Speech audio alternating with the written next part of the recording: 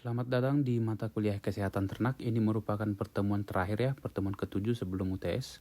Di sini kita akan membahas vaksinasi. Jadi di materi ini kita akan membahas lebih dalam mengenai definisi vaksinasi, kemudian tata cara melakukan vaksinasi, lalu ada hal-hal yang harus diperhatikan pada saat melakukan vaksinasi, hingga terakhir nanti kita akan membahas sedikit mengenai hal-hal apa yang kira-kira bisa menyebabkan pelaksanaan vaksinasi ini menjadi tidak efektif atau gagal dalam suatu peternakan. Untuk pendahuluan ya, sebenarnya kita di mata kuliah mikrobiologi sudah membahas kira-kira hal-hal apa yang berkaitan dengan vaksinasi ya. Ini lebih cenderung ke sejarahnya waktu itu. Jadi nanti kita akan diskusikan kembali, mungkin teman-teman ada yang masih ingat bagaimana kira-kira vaksin itu awal mulanya menjadi ditemukan atau gagasan untuk menciptakan vaksin itu bagaimana. Oke, jadi di materi ini kita mengetahui seperti di gambar ini ya, kita sudah mengetahui sebenarnya bahwa di darah kita itu mengandung agen atau substansi yang memang difungsikan untuk melawan benda-benda asing yang memasuki tubuh kita, baik itu berupa bakteri, baik itu berupa fungi, atau cemaran-cemaran lainnya yang masuk ke dalam tubuh kita. Jadi ada di dalam kita sebut saja virus atau bakteri ya. Jadi di dalam virus atau bakteri ini sebenarnya mengandung antigen. Kemudian antigen ini antigen ini yang masuk ke dalam tubuh kita, dan sistem pertahanan tubuh kita itu akan merespon terhadap antigen yang dari luar ini dengan menghasilkan antibodi. Jadi intinya adalah vaksinasi ini antibodi kita yang memberikan respons terhadap sejenis protein dari si makhluk hidup yang menginfeksi tubuh kita itu. Makanya ini nanti kalau antibodinya sudah ada, maka suatu penyakit yang disebabkan oleh si virus atau bakteri ini ketika masuk ke dalam tubuh kita, maka tidak akan memengaruhi tubuh kita lagi. Setidaknya akan menyebabkan suatu reaksi bertolak belakang ya. Jadi kalau memang antibodinya sudah ada di dalam tubuh kita, kemudian ada agen penyakit yang masuk ke dalam tubuh kita, ini berupa virus dan bakteri ya, yang menyebabkan penyakit yang hampir sama, atau ya penyakit yang di dalam tubuh kita tuh sudah ada antibodinya, maka si virus tersebut atau bakteri tersebut tidak bisa menginfeksi tubuh kita lagi. Sebagaimana dijelaskan sebelumnya ya, bahwa vaksin itu semacam bibit penyakit yang sudah dilemahkan. Jadi di sebelumnya juga saya sudah menyebutkan bahwa sumber penyakit yang dimaksudkan adalah bakteri dan virus. Jadi yang didefinisikan sebagai vaksin adalah bibit penyakit bakteri dan virus atau virus ya, yang sudah dilemahkan. Ini nanti ada pembahasan lebih lanjut sebenarnya mengenai jenis-jenis vaksin ini. Jadi ada yang sudah dilemahkan, atau ada yang sudah dimatikan, atau ada yang sudah yang masih aktif seperti itu. Jadi nanti ada perbedaan sebenarnya, tetapi arti sederhananya adalah demikian ya, bahwa sebenarnya si bibit penyakit ini sudah semacam berubah keadaannya, sehingga nanti di dalam tubuh kita ketika dimasukkan ke dalam tubuh kita akan menghasilkan antibodi yang merespons antigen bibit penyakit yang sudah dijelaskan di slide sebelumnya ya. Oke, di sini ada beberapa istilah mengenai vaksinasi. Jadi yang pertama adalah imunoterapi. Imunoterapi di sini disebutkan bahwa imunoterapi adalah semacam usaha memberi dorongan pada sistem imun melawan penyakit. Jadi salah satu usahanya itu adalah imunisasi atau vaksinasi, itu masuk imunoterapi. Kemudian spesifik imunoterapi. Kalau dibilang sudah spesifik, berarti kita sebut saja vaksinasi ya. Kita tahu bahwa vaksinasi itu misalnya vaksinasi IB atau vaksinasi ND. Maka tujuan si vaksinasi itu adalah menghasilkan kekebalan atau antibodi terhadap bibit penyakit yang menyebabkan ND atau IB seperti itu. Jadi spesifik terhadap jenis penyakit tertentu. Kemudian yang berikutnya di sini ada non-spesifik imunoterapi. Jadi kalau disebutkan non-spesifik imunoterapi, berarti kita semacam memberi dorongan kepada tubuh kita tuh untuk menghasilkan semacam protein tertentu ya, atau jenis-jenis lain yang memang berhubungan dengan peningkatan imunitas kitanya. Ini sama juga konteksnya untuk ternak.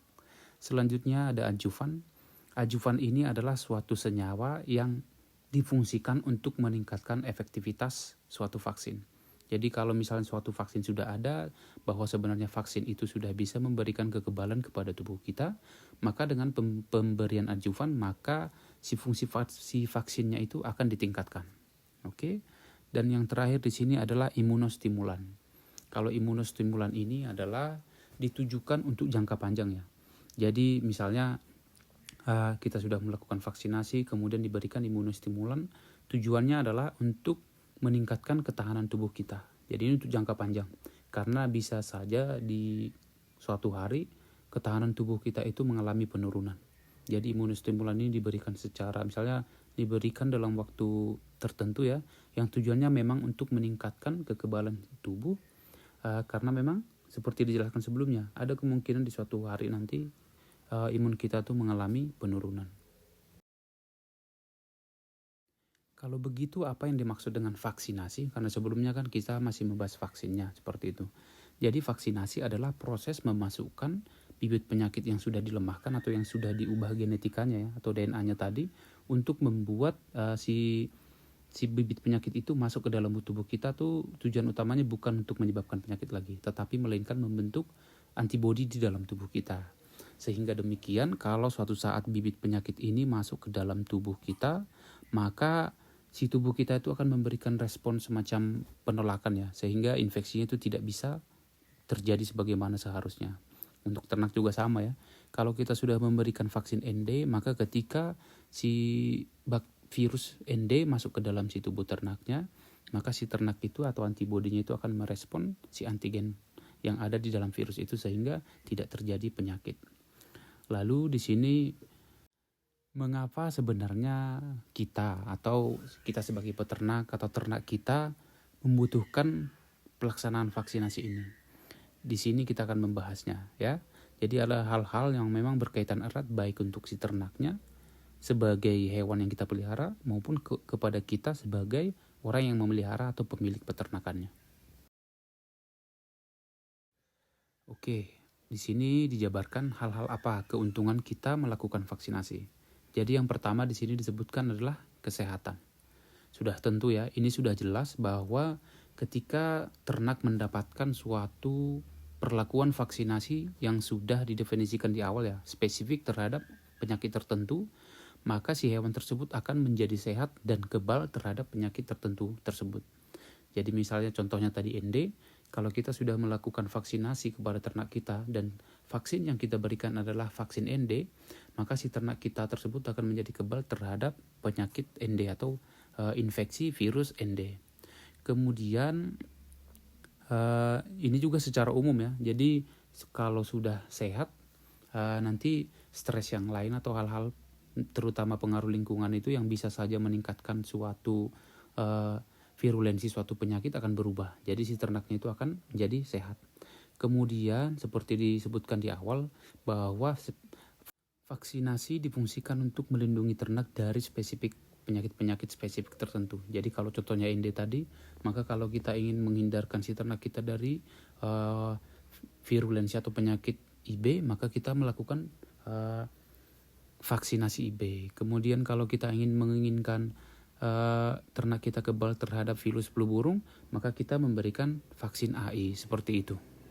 Kemudian di sini yang ketiga adalah produksi yang lebih baik. Ini sudah jelas ya. Kalau ternak kita sehat dan tidak terinfeksi jenis penyakit tertentu yang bisa saja membahayakan dan merusak fungsi produksi si ternak kita tersebut, maka nanti produksi hasil yang kita harapkan itu akan menjadi baik. Entah itu daging, maka si hewan atau si ternak kita akan menghasilkan daging yang baik atau bagus dengan produksi daging yang bagus. Kemudian kalau untuk petelur, maka si unggas kita ini nanti akan menjadi sehat dan melakukan produksinya dengan baik, dalam hal ini memproduksi telur. Jadi kalau seandainya dia sudah terinfeksi penyakit seperti kita sudah jabarkan di pertemuan sebelumnya ya, terkadang ada ternak itu memang yang bisa terinfeksi penyakit, dalam hal ini bisa kita contohkan saja virus, tetapi nanti dia akan bisa kembali sehat seperti itu.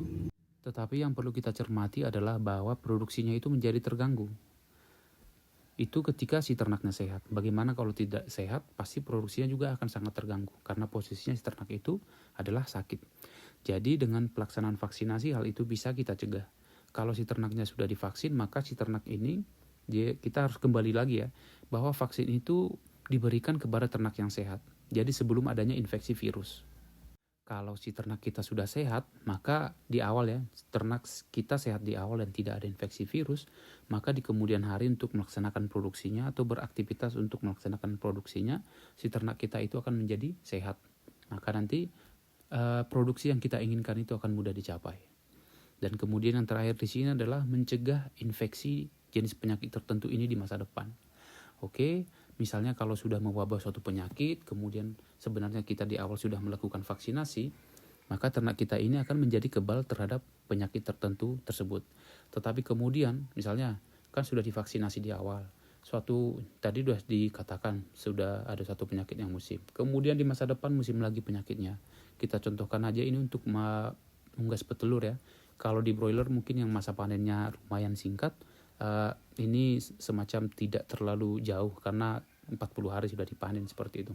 Tetapi kalau untuk petelur yang bisa sampai 1 tahun misalnya, jika terjadi berulang kali wabah penyakit dan kita sudah melakukan vaksinasi di awal, maka si ternak kita ini akan tetap kebal terhadap penyakit yang kemungkinan besar menginfeksi di masa depan atau mewabah seperti itu.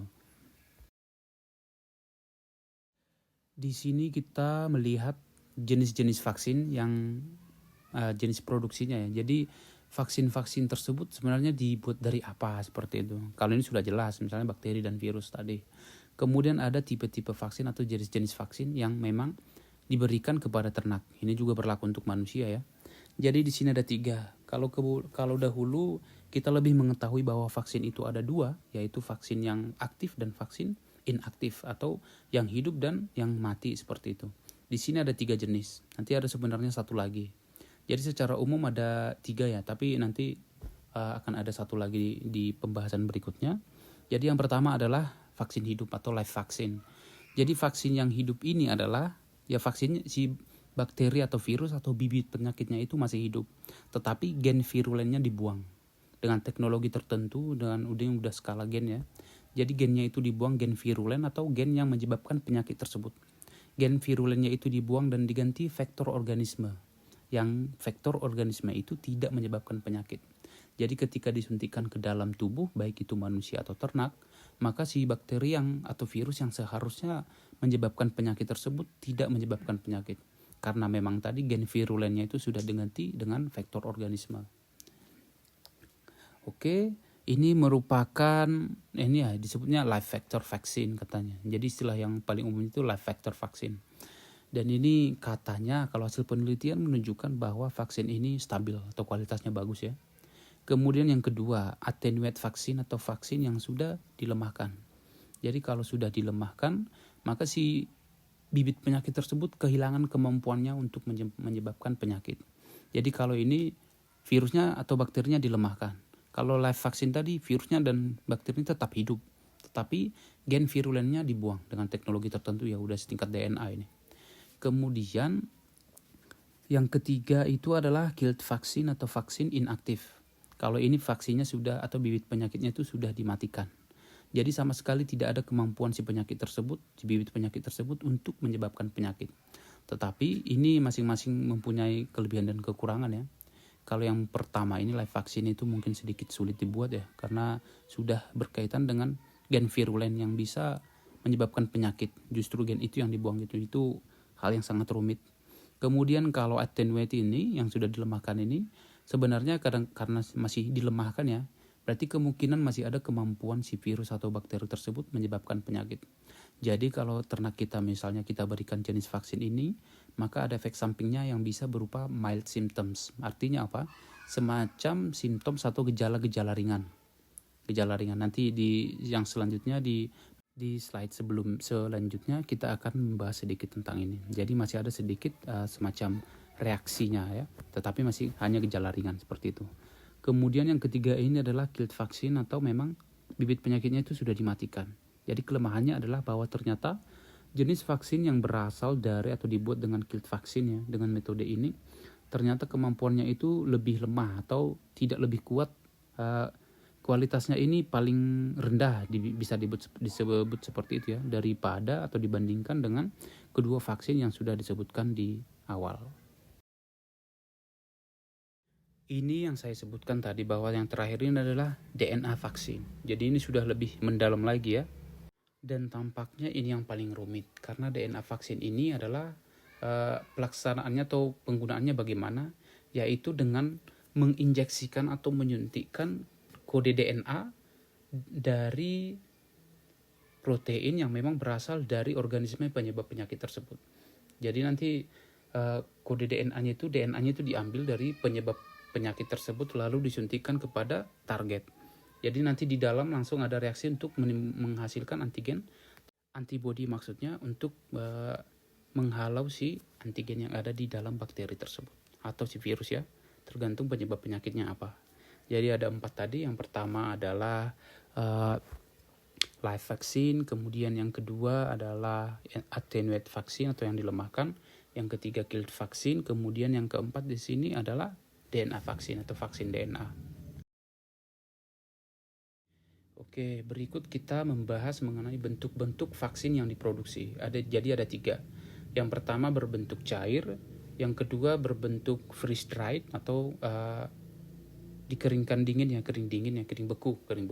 Kemudian yang ketiga berbentuk serbuk atau abu, di sini dibilang dust, serbuk ya. Jadi yang pertama ini kalau dia berbentuk liquid atau cair, maka dia bisa digunakan secara langsung atau penggunaannya secara langsung. Nanti penggunaan vaksin secara langsung ini bisa berupa ke mata, ke nasal atau rongga hidung, atau diberikan melalui air minum, atau diberikan melalui suntikan. Bentuk yang kedua adalah kering beku. Jadi ini biasanya adalah jenis vaksin yang ketiga akan digunakan harus dilakukan semacam pelarutan. Jadi ada pencampuran dengan larutan yang membuat si vaksin itu siap untuk digunakan.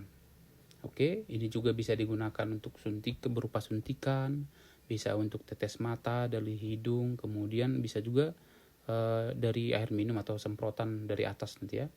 Kemudian yang ketiga adalah bentuk dust atau debu, bisa kita buat debu atau serbuk seperti itulah. Jadi penggunaannya ini adalah ya kalau debu udah otomatis untuk dihirup melalui rongga hidung seperti itu ya. Jadi kalau sudah si vaksinnya itu sudah ditebarkan dalam suatu kandang misalnya, maka karena ini kan tadi bentuknya adalah berbentuk debu atau serbuk ya, maka kalau sudah tercampur di dalam udara ya, tercampur dengan partikel udara, maka si ternak akan menghirup udara yang memang sudah mengandung vaksin, dan kemudian penggunaannya menjadi bisa dikategorikan efektif seperti itu. Berikutnya di sini kita akan membahas kira-kira bagaimana penggunaan vaksin-vaksin yang sudah disebutkan di awal tadi. Jadi ternyata ada banyak caranya ya. Kalau yang sebelumnya kita hanya mungkin mengetahui tetes mata, tetes hidung, kemudian disemprot atau melalui air minum, ternyata di sini nanti akan ada tambah beberapa. Jadi yang pertama ini disebutkan adalah in ovo vaccination. Jadi kalau ini adalah vaksinasi yang memang untuk unggas ini ya. Jadi si hewannya itu, si ternaknya itu masih ada di dalam telur. Kalau pelaksanaan vaksinasi in ovo ini dilakukan pada hari 18 atau 19 pada saat inkubasi, sebelum masuk hatcher ya. Kemudian kira-kira di mana kita melakukan vaksinasi jenis ini? Ya, vaksinasi in ovo ini dilakukan atau pada telur tersebut ya, dibuatnya atau dilakukan pada kantong udara, air shell ya. Kemudian allantoic sac, amniotic fluid, body of embryo atau yolk sac. Jadi mutlak di dalam si telurnya itu nanti disuntikkan ke dalam si telur tersebut untuk bagian-bagian yang sudah dijelaskan di atas ini. Karena untuk allantoic sac dan amniotic fluid itu nanti ketika si embrionya sudah berkembang lebih sudah berkembang lebih besar, maka nanti bagian-bagian ini akan lebih jelas terlihat. Jadi vaksinasi itu dilakukan pada bagian tersebut. Ini juga untuk bagian sampai kuning telur juga bisa dilakukan di situ ya. Kemudian yang harus diperhatikan di sini adalah embrionya atau si ayam yang sudah bertumbuh di dalam itu harus dipastikan bahwa si ayam tersebut sudah bisa menerima reaksi vaksinasi yang akan dilakukan. Jadi reaksinya bagaimana? Maksudnya adalah untuk ternak hidup saja ketika dilakukan vaksinasi, terutama untuk yang live vaccine ya atau weekend attenuated vaccine tersebut, akan semacam menimbulkan semacam simptom sedang seperti itu, ringan ya. Jadi kemudian bagaimana sebenarnya kalau si embrio ini bisa menerima perlakuan vaksinasi seperti ini? Di sini dikatakan bahwa embrio is mature enough, sudah cukup bisa lah, sudah cukup dewasa atau sudah cukup matang, bisa menerima efek vaksin tersebut. Makanya di sini dilakukan pada umur 18 sampai 19 hari. Bahwa sebenarnya ini sudah mendekati menetas ya. Jadi maksimal dilaksanakan pada umur seperti ini. Bisa dilakukan vaksinasi in ovo. Jadi ini sudah jelas bahwa vaksinasinya berarti sebelum si DOC atau si unggasnya itu menetas. Berikutnya adalah metode intramuskular ya. Intramuskular ini intra di dalam. Muskular itu muscle ya, di dalam otot berarti. Muscle itu otot. Jadi kalau kita melihat ayam ini, kita harus tahu dulu kira-kira di mana, karena ini penyuntikannya di dalam otot ya. Maka kita harus mengetahui kira-kira di mana lokasi yang tepat untuk melakukan injeksi vaksin yang akan dilakukan. Di sini karena memang intramuskular atau di dalam otot, maka kita sama-sama mengetahui sebenarnya bahwa otot atau akumulasi otot yang paling banyak itu di dalam tubuh unggas itu adalah berada di dada. Jadi untuk melakukan vaksinasi intramuskular biasanya kita menyuntikkan si vaksin tersebut di bagian dada. Ini mutlak membutuhkan kebersihan ya. Karena bagaimanapun juga nanti kalau kita menyuntikkan vaksin ke dalam tubuh si ternak itu tetapi alatnya tidak bersih seperti itu, atau memang si permukaan si tubuh ternaknya tidak bersih, maka bisa saja yang masuk nanti ke dalam si tubuh ternaknya itu bukan hanya vaksin, tetapi ada hal-hal lain. Bisa saja mikroba-mikroba yang memang tidak kita inginkan untuk masuk ke dalam si tubuh ternaknya. Kemudian ketika melaksanakan vaksinasi intramuskular, kita juga harus hati-hati. Kenapa? Kita harus kira-kira menduga seberapa dalam jarum suntik yang akan masuk ke dalam otot tersebut. Jangan sampai jarum suntik tersebut mengenai tulang si ayamnya. Nanti akan menyebabkan kesakitan di ayamnya ya. Oleh karena itu, kita harus kira-kira menduga semakin besar ayamnya, maka akan semakin tebal daging dadanya. Jadi dengan mengetahui anatomi semacam itu, kita juga akan bisa menduga seberapa dalam jarum suntik yang akan kita suntikan ke dalam dada ayamnya. Ini lebih efektif memang digunakan atau diaplikasikan pada ternak unggas yang sudah besar ya.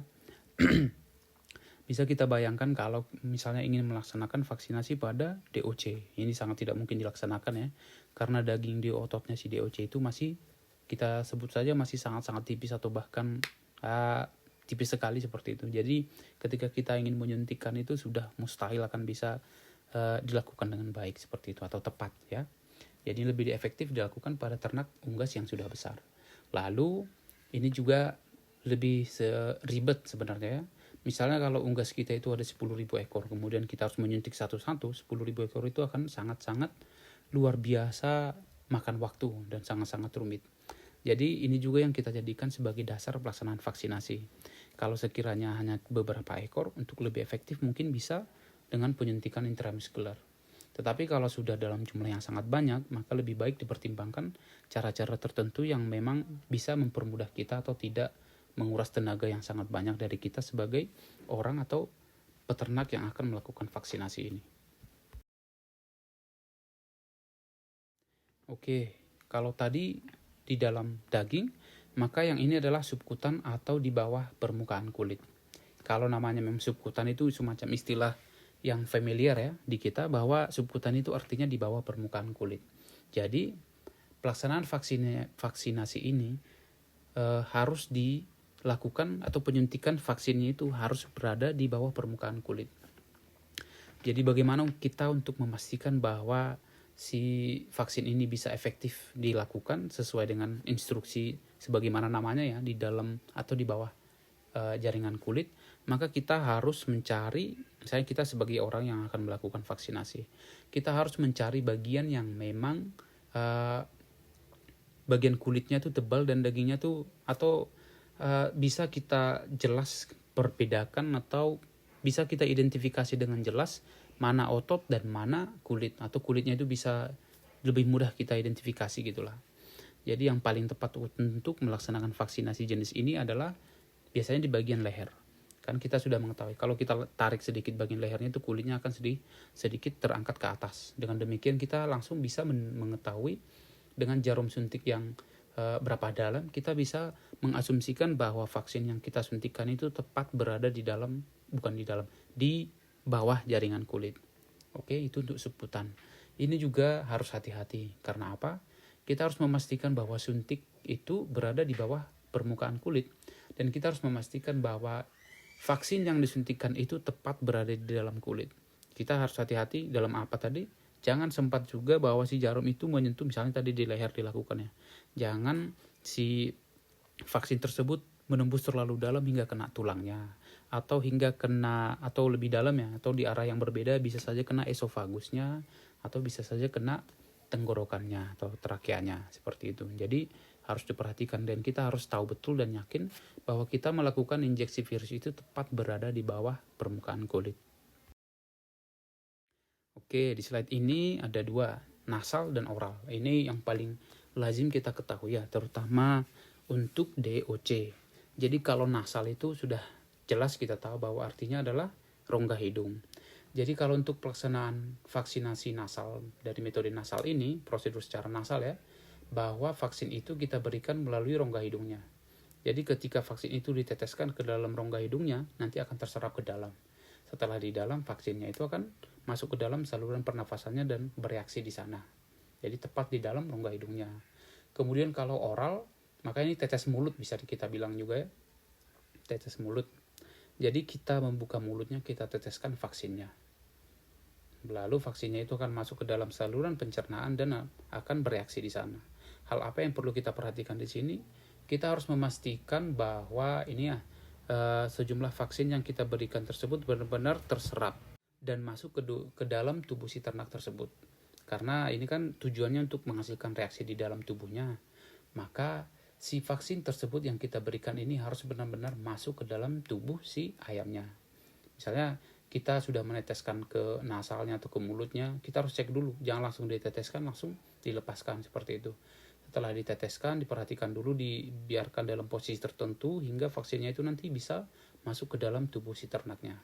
Jadi karena memang berkaitan erat dengan dosis yang diberikan ya, kalau seandainya si ternaknya menggelepar atau kemudian si vaksinnya itu tidak masuk ke dalam tubuh si ternaknya dalam dosis yang memang sudah dianjurkan atau tepat sesuai anjuran di produsen vaksin itu ya, maka vaksin itu nanti bisa saja tidak efektif bekerja di dalam tubuh si ternaknya. Jadi hal itu harus diperhatikan. Dosis yang sudah ditentukan harus benar-benar masuk ke dalam tubuh si ternaknya. Sebelum membahas materi ini, sebenarnya sebelum membahas nomor 6 ini maksud saya, sebenarnya ada prosedur vaksinasi ini yang terlewat satu sebenarnya. Jadi kalau kalian perhatikan, tadi pelaksanaan vaksinnya itu belum ada yang melalui matanya. Misalnya kan kita tetes mata seperti itu, tetes hidung, tetes mulut seperti itu ya. Jadi kalau vaksin ini sebenarnya bisa juga melalui matanya. Kita teteskan ke matanya. Seperti kalau vaksinasi pada ayam DOC yang masih kecil ya, vaksin ND misalnya seperti itu, biasanya juga kita melakukan meneteskan vaksin tersebut ke dalam matanya. Nanti akan terserap juga ke dalam, kemudian masuk ke dalam saluran pencernaan dan pernafasannya. Dengan demikian nanti akan terjadi reaksi di sana untuk membentuk antibodi terhadap bibit penyakit yang dijadikan vaksin tersebut. Oke. Yang di sini selanjutnya adalah melalui air minum. Jadi karena melalui air minum ini salah satu cara yang efektif ya kalau kita, dan efisien maksud saya, kalau kita ingin melakukan vaksinasi pada ternak dalam jumlah yang sangat banyak. Jadi kalau kita akan memberikan vaksin melalui air minum, ya kita kan hanya mencampurkan ke dalam air minum dan hanya harus menjamin si ternaknya itu harus minum air yang memang kita sudah mencampurkan vaksin di sana, seperti itu. Jadi adalah hal yang harus diperhatikan dalam vaksinasi metode ini atau melalui air minumnya. Yang pertama, air dan peralatan air minum yang kita akan berikan dan kemudian peralatan yang kita gunakan untuk melarutkan vaksin tersebut ya, sebagai tempat penampungnya seperti itu harus benar-benar bebas dari deterjen. Kalau deterjen itu kan kita tahu desinfektan seperti itu. Maka nanti kalau seandainya mengandung desinfektan, maka virus atau bibit penyakit yang kita berikan itu bisa saja mati sehingga tidak ada efeknya sama sekali. Kemudian vaksin yang diberikan melalui air minum ini, air yang digunakannya itu harus menggunakan air yang bersih, kalau itu sudah jelas, dan ini air yang dingin. Tidak menggunakan air hangat ya. Kalau menggunakan air hangat, kita tahu bahwa suhu itu sangat besar pengaruhnya terhadap virus juga. Seperti di awal kita bahas bahwa sebenarnya misalnya virus flu burung yang menginfeksi ayam, apakah dengan masak akan hilang virusnya, kita ternyata menyimpulkan bahwa, atau hasil penelitian juga menyimpulkan bahwa semakin tinggi suhunya maka si virus itu akan mati. Jadi makanya disebut di sini harus menggunakan air yang sejuk lah, kita bilang di sini, bukan air dingin atau air es seperti itu, tetapi harus dingin. Karena kalau kita mencampurkan vaksin ini dalam air yang lumayan hangat, maka bisa saja menyebabkan pengaruh buruk terhadap kualitas vaksin tersebut. Kemudian ketika kita akan menggunakan vaksin tersebut, maka si botol vaksinnya itu harus dibukanya di dalam air. Tidak ada nanti kontak dengan udara seperti itu. Maka kalau kita akan memberikan vaksin menggunakan campuran air minum dalam satu ember, maka ember itu diisi air dengan jumlah yang banyak ya. Kemudian kita buka vaksin itu dengan mencelupkan tangan kita ke dalam air tersebut, supaya nanti si vaksinnya itu langsung tercampur dengan air, bukan ada kontak dengan udara, seperti itu. Kemudian kita juga harus memperhatikan dosisnya. Misalnya kalau kita ingin memberikan ternak dalam jumlah 10.000 dalam kandang, kita harus memperhatikan dosisnya. Jangan tidak hanya mencampurkan sejumlah vaksin ke dalam air minum tersebut kemudian diberikan. Kita harus menghitung berapa jumlahnya dan kemudian dipertimbangkan atau diperhitungkan berdasarkan dosis yang dianjurkan oleh si produsen vaksin tersebut, supaya memang nanti efek vaksin yang diharapkan itu benar-benar bisa dicapai di sana. Oke, kemudian ini ada hal yang perlu kita perhatikan kalau kita ingin memberikan vaksin melalui air minum. Jadi makanya saya buat di sini water management. Bagaimana? Yang pertama adalah misalnya kalau kita akan melakukan vaksinasi misalnya untuk besok pagi. Kita akan melakukan vaksinasi untuk besok pagi. Untuk menjamin bahwa dosis yang tepat itu bisa masuk ke dalam si tubuh ternaknya, maka biasanya si ternak itu akan dipuasakan beberapa jam sebelum akan diberikan vaksin. Misalnya kita istirahatkan 4 jam seperti itu ya. 4 jam sebelum melakukan vaksin dengan menggunakan air minum ya, maka air minum yang sudah ada di sana harus dikosongkan terlebih dahulu. Jadi semacam dipuasakan seperti itu. Ketika si ternaknya dipuasakan, maka nanti untuk beberapa waktu setelah itu mereka akan kehausan. Jadi ketika kita sudah memperhitungkan dosis dan jumlah air yang akan diberikan ke ternaknya dengan dosis vaksinnya ya semuanya sudah lengkap, kemudian kita langsung memberikan ke ternak yang sudah dipuasakan, yang otomatis mereka akan haus atau akan mencari air dengan jumlah yang banyak seperti itu. Jadi ketika kita melakukan vaksinasi menggunakan air minum ini, maka akan sangat efisien karena si ternaknya itu nanti akan langsung meminum air yang sudah bercampur dengan vaksin tersebut. Jadi kalau sudah haus, misalnya sudah dipuasakan ya, maka mereka akan cenderung minum lebih banyak. Dengan demikian, perkiraan dosis vaksin yang tepat itu akan lebih tepat masuk ke dalam tubuh merekanya. Sehingga vaksinasi menggunakan cara melalui air minum ini akan lebih efisien atau efektif. Oke, berikutnya di sini ada melalui kloaka dan ada folikel bulu. Jadi yang kalau dari kloaka ini bahwa ini baru saya ini juga ya, ini hal yang baru juga bagi saya. Seperti namanya, maka vaksinasi kloakal ini adalah kita memberikan vaksin melalui kloakanya. Jadi dengan alat tertentu kita akan membuat semacam ini ya. Vaksinnya itu nanti ada di semacam ujung alat tersebut. Kemudian ujung alat tersebut ini kita masukkan ke kloakanya dan semacam melakukan goresan ya. Dengan ada goresannya itu di permukaan si kloakanya ya, maka nanti si virus yang sudah tertempel di sana itu bisa masuk ke dalam si tubuh si unggasnya. Jadi semacam bekas luka, semacam luka ya, luka kecil atau goresan seperti itu ya. Jadi kalau sudah ada luka atau goresan maka hampir sama kayak infeksi ya. Kalau terluka kenapa menjadi ada reaksi yang lain? Karena memang bibit penyakit masuk ke dalam sehingga terjadi infeksi. Jadi kalau untuk kloaka ini nanti semacam goresan yang dibuat itu akan menyebabkan si virus itu bisa masuk ke dalam si tubuh si ternaknya seperti itu. Ini harus kita perhatikan kebersihannya. Kita sudah tahu ya bahwa ketika dilakukan semacam itu kan ada saja kemungkinan mikroba lain masuk ke dalam untuk menyebabkan infeksi seperti itu. Jadi ketika kita ingin melaksanakan vaksinasi dengan cara seperti ini, harus dijamin kebersihannya dulu. Jadi harus ternaknya dibersihkan dulu untuk menjamin si bibit penyakit yang dimaksudkan itu masuk ke dalam tubuhnya lah yang akan masuk ke dalam tubuhnya ya. Atau vaksin yang kita maksudkan akan masuk ke dalam tubuh si ternaknya. Kemudian yang ke-8 ini ada melalui folikel bulu ya. Jadi vaksinnya itu dimasukkan melalui lubang yang pada sekitar bulu sekitar kulit ya, lubang yang ada di sekitar kulit tempat bertumbuhnya bulu tersebut. Jadi folikel bulunya seperti itu. Ini juga hal yang baru bagi saya baru menemukan ini secara detail, juga belum dapat juga. Tetapi karena ini sudah lebih detail ya, melalui kloaka lah, folikel bulu lah, seperti itu. Jadi hal yang harus diperhatikan adalah si hygiene-nya, untuk memastikan pelaksanaan ini nanti bisa benar-benar hanya memasukkan mikroba yang kita inginkan ke dalam si tubuh ternaknya. Jangan malah mengikutkan mikroba lain yang kemungkinan bisa menyebabkan infeksi di dalam tubuh si ternaknya tersebut. Berikutnya yang ke-9 dan 10. Yang ke-9 adalah wing step. Wing step itu ini biasanya ini lazim kita sebut juga sebenarnya subkutan ya. Tetapi kalau subkutan yang kita sebutkan di awal atau yang sudah dijelaskan di awal adalah kita menggunakan suntikan di bawah permukaan kulit pada bagian leher. Sebenarnya untuk beberapa penjelasan di sumber yang lain, ini juga disebutkan sebagai subkutan ya. Jadi kita menyuntikkan vaksin itu di bawah kulit juga, tetapi di bagian sayap si unggasnya, di bawah semacam ketiak si ayamnya seperti itu.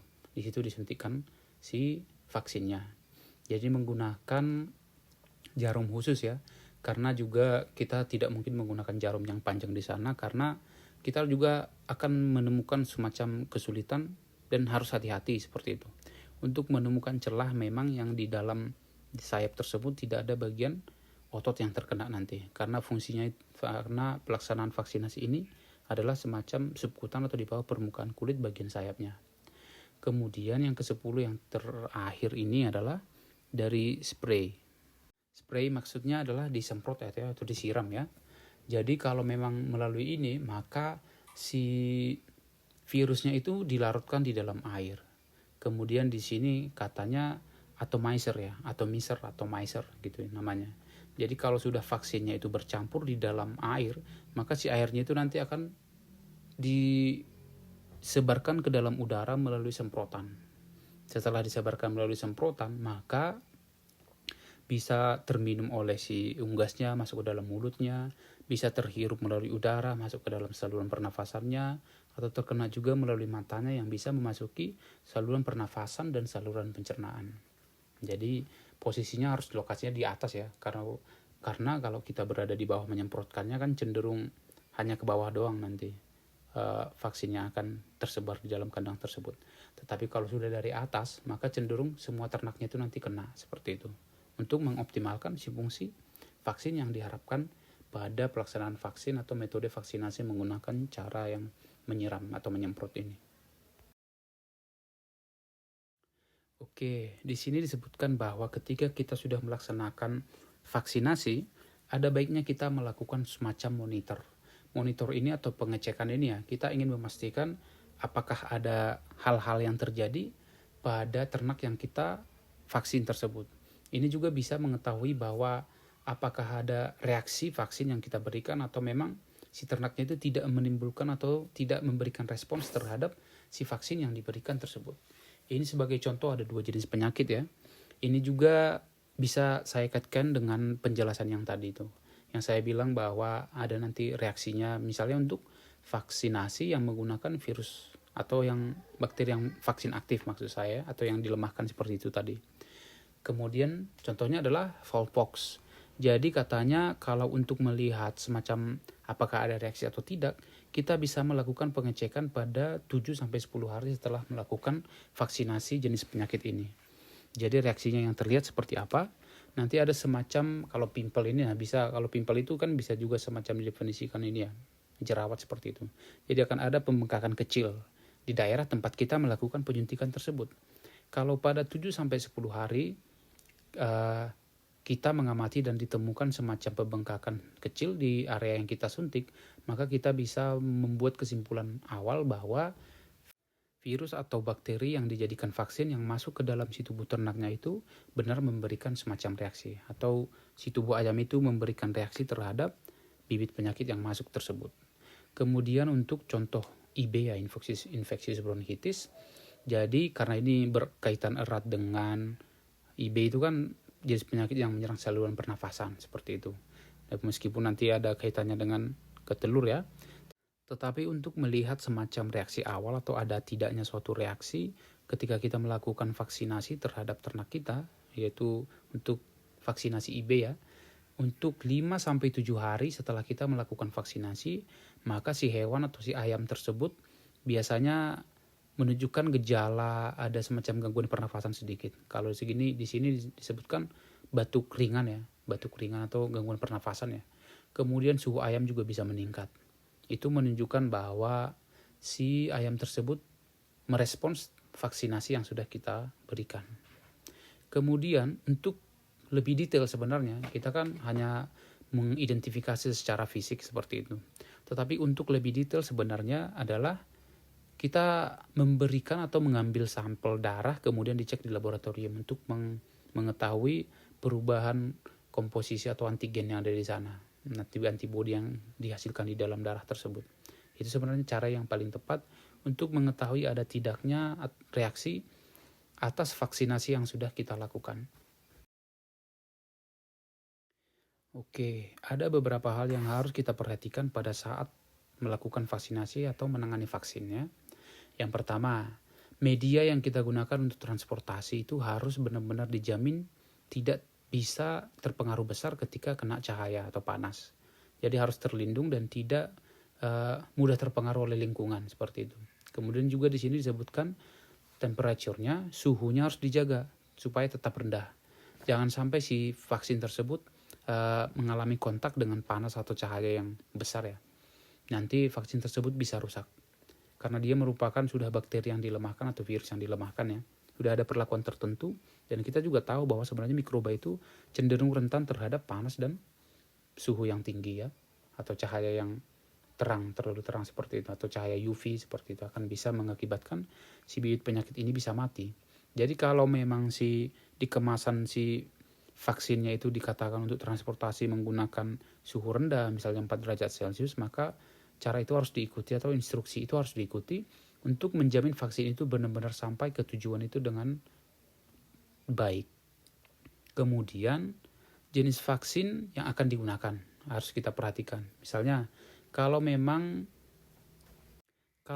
terjadi suatu penyakit atau wabah penyakit ya di suatu wilayah, kemudian kita akan melakukan vaksinasi, maka akan ada baiknya atau lebih baik kita mengetahui jenis penyakit tersebut untuk mengetahui vaksin yang akan kita berikan kepada ternak kita sebelum ternak kita terserang ya. Jadi kita harus mengetahui kita akan butuh vaksin apa. Jadi seandainya kalau wabah penyakit X tidak mewabah di tempat kita atau di wilayah kandang kita, maka kita tidak usah memberikan vaksin tersebut. Misalnya seperti jenis penyakit ND ya, yang ternyata tidak ditemukan di Kanada atau Amerika seperti itu.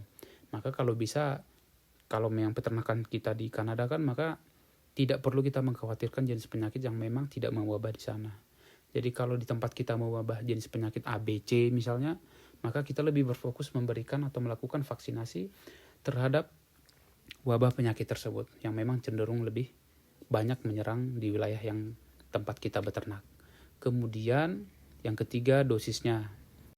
Kalau semakin banyak dosisnya atau semakin banyak vaksin yang akan kita transportasikan lah, atau makin banyak vaksin yang sedang kita tangani menuju satu tempat, maka nanti kita juga harus mempertimbangkan apakah vaksin cuma sedikit kan bisa kita kendalikan dengan media atau tempat simpan yang lebih kecil seperti itu. Tapi kalau vaksinnya dibutuhkan dalam jumlah yang sangat banyak, maka penanganannya pun akan nanti berbeda. Jangan sempat, pokoknya seperti penjelasan awal tadi, jangan sempat vaksin itu rusak selama di perjalanan. Karena kalau kita memberikan vaksin yang sudah rusak kepada ternak kita, maka tidak ada reaksi yang kita inginkan atau reaksi untuk menghasilkan antibodi itu tidak akan terjadi. Jadi kalau kita sudah akan menangani vaksin dalam jumlah yang banyak, maka benar kita harus menanganinya dengan sangat baik dan sesuai dengan instruksi yang memang disampaikan pada misalnya kemasan suatu vaksin tersebut untuk menjamin si vaksin tersebut nanti benar-benar efektif sesuai fungsinya ketika kita berikan kepada ternaknya. Berikutnya yang keempat, kita juga harus memastikan tanggal kedaluarsanya.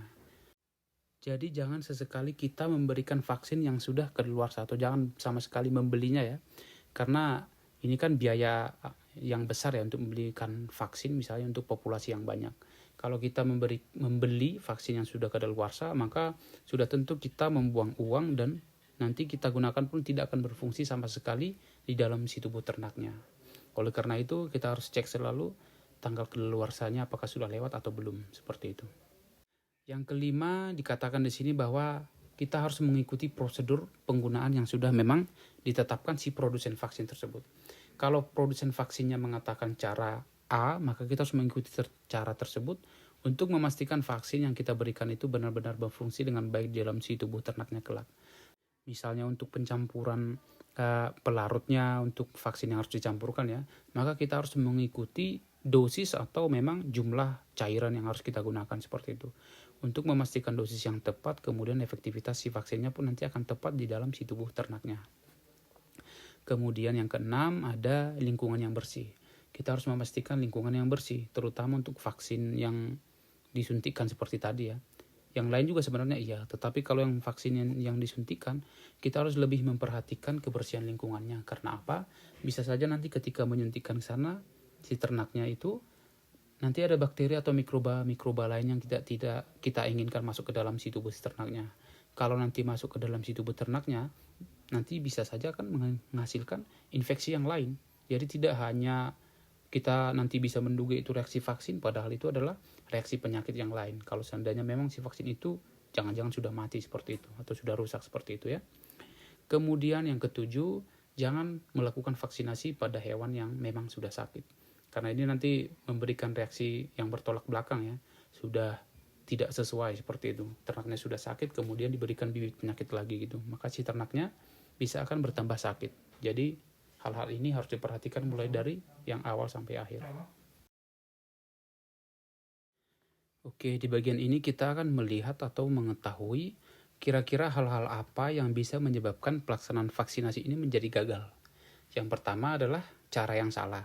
Kita sudah bahas di sebelumnya, kita harus mempertimbangkan dosis, cara pemberian, seperti itu ya, cara transportasi, seperti itu.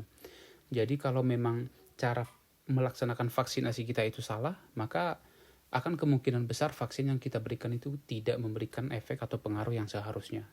Misalnya salah memberikan dosis ya, misalnya tadi harus dilarutkan dalam air atau pelarut 1 liter seperti itu.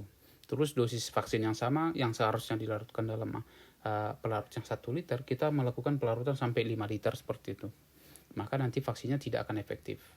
Kemudian yang kedua adalah vaksinnya memang sudah rusak. Itu berkaitan juga dengan cara transportasi, berkaitan juga dengan masa kedaluarsanya si vaksin.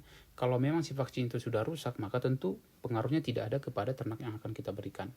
Kemudian yang ketiga ini passive immunity. Jadi misalnya si ternak ini sudah mendapatkan imunitas tersebut dari si induknya. Jadi ada memang semacam sudah ada reaksi antigen, antibodi di dalam si tubuh ternak itu terhadap antigen suatu jenis bakteri tertentu atau virus tertentu. Jadi ketika kita melakukan vaksinasi dengan tujuan memberikan kekebalan pada bibit penyakit yang sama seperti yang sudah memang ada reaksi tersebut tadi dari induknya, maka vaksin yang kita lakukan itu tidak menjadi efektif. Karena sudah ada reaksi yang hampir sama sebelumnya, kemudian kita berikan stimulus untuk menghasilkan antibodi yang hampir mirip, maka yang ini nanti tidak terpengaruh seperti itu.